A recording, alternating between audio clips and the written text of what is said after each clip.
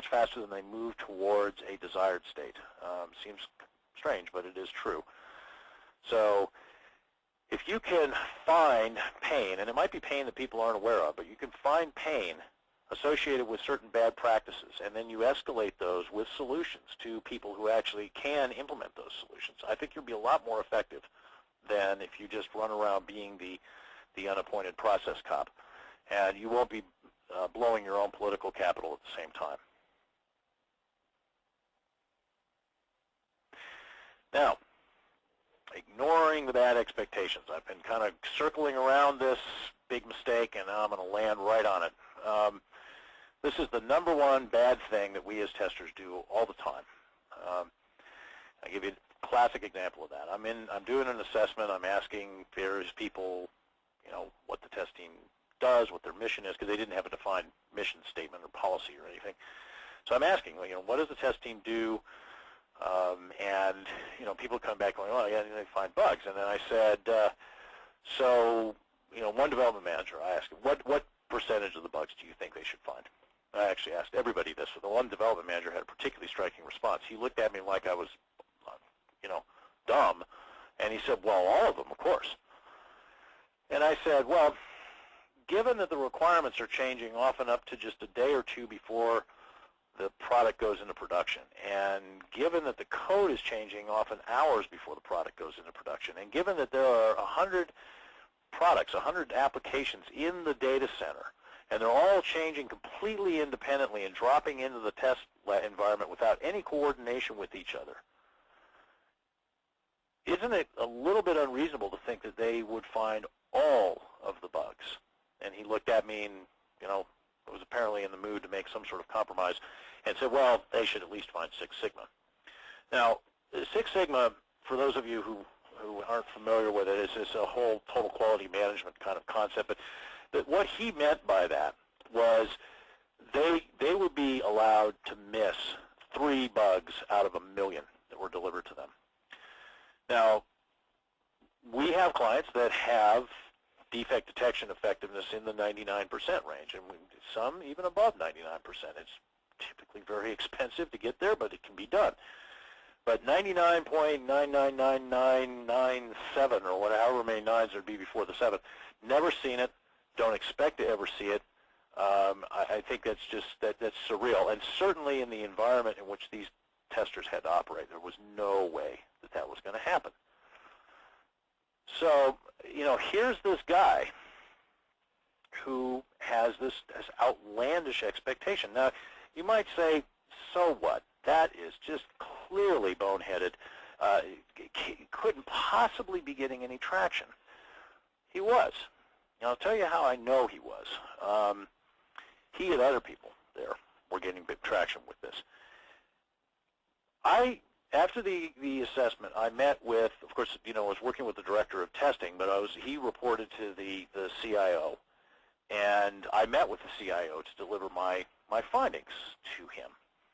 And I thought the test team was doing pretty well under the circumstances. There were a number of things that needed to be addressed, and recommendations, and he said, okay, well, that sounds all well and good, and off he went. Well, about a year later, I'm doing an assessment for another company, and it turns out that this CIO had left the company he was at before and is now working in this new company. Just a complete coincidence. And it turned out that he was actually, as part of the assessment, it came to light that he was looking for a director of testing. And I said, well, why don't you hire, let's call him Bob. Why don't you hire Bob? He said, well, I like Bob. I thought he was a good guy. But everybody was telling me I should fire Bob and that he was incompetent. And I said, but he wasn't. He was doing a fine job. Well, I don't know, maybe he was, but nobody really liked it much. And we're very happy with it. But I don't want to deal with that same kind of thing here. Now see, this guy, by not managing the expectations, very, very talented guy, very smart manager, definitely one of the smartest managers I've worked with as a consultant in years, had made a critical mistake that damaged his career prospects going forward. This CIO, who said, a pretty influential guy, regularly listed as one of the sort of leading CIOs in magazines like Information Week and things like that.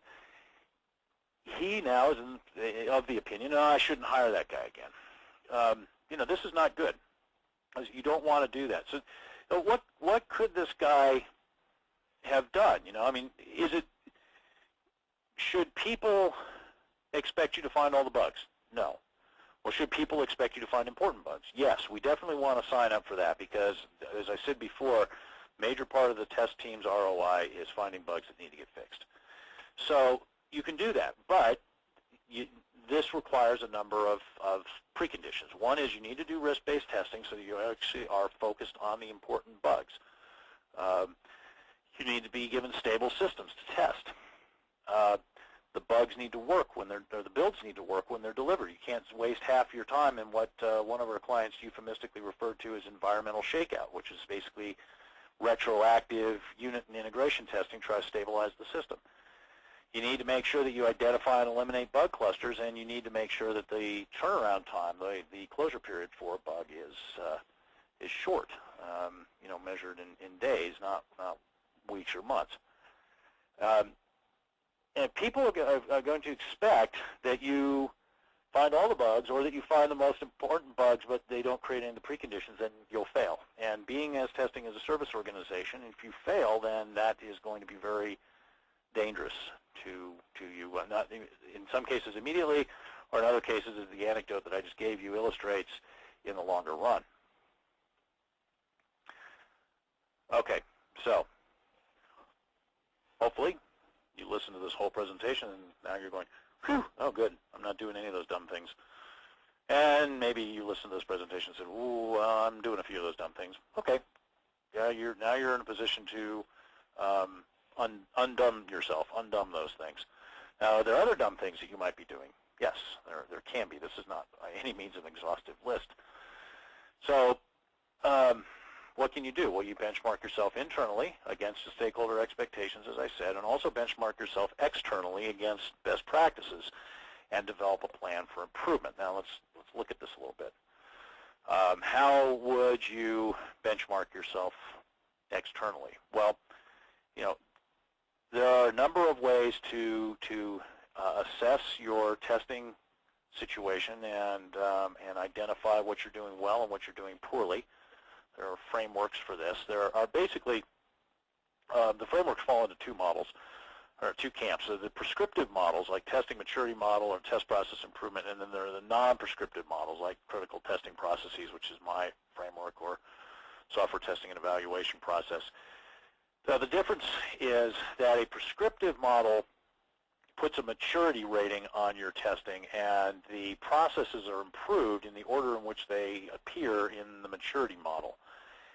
And you might say, well, what's wrong with that? Well, the problem with that, I think, is that it does not connect improvement and change to pain, to real organizational pain. And as I was saying before, I believe, from my experience, that pain is what motivates people to make changes more than just some sort of idealized situation. Saying, oh, we're going to move towards industry best practices by achieving TMMI level 5. I don't find that very inspiring, and I don't think my clients do. But if you say, we have identified an opportunity to save an extra $500,000 a year by raising our defect detection effectiveness to from 90% to 95%, this is a compelling argument. This is the kind of argument that can inspire some amount of investment. So, I think you need to connect to what's actually important and what your stakeholders perceive as pain and where there is inefficiency and ineffectiveness, and use that as a way to motivate people to solve problems. And that's going to happen in the non-prescriptive models because that's what they're focused on, is identifying pain points and putting solutions in place for them. Now, in terms of how you do an assessment, basically you could hire a consultant like me or any other